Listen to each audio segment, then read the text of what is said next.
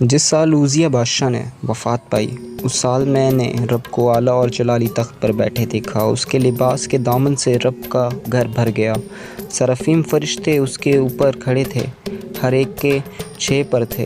2 سے وہ اپنے منہ کو اور 2 سے اپنے پاؤں کو ڈھانپ لیتے تھے، جبکہ 2 سے وہ اڑتے تھے۔ بلند آواز سے وہ ایک دوسرے کو پکار رہے تھے، قدوس قدوس قدوس ہے رب الفاج، تمام دنیا اس کے جلال سے معمور ہے۔ ان کی آوازوں سے دہلیزیں ہل گئیں اور رب کا گھر دھوئیں سے بھر گیا۔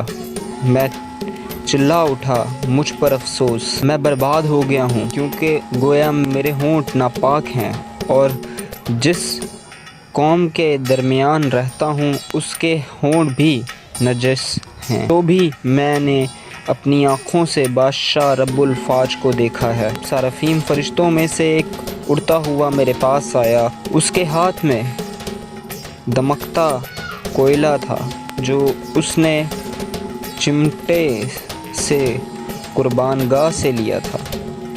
اس سے اس نے میرے منہ کو چھو کر فرمایا، دیکھ، کوئلے نے تو کو چھو دیا ہے، اب تیرا قصور دور ہو گیا، تیرے گناہ کا کفارہ دیا گیا ہے۔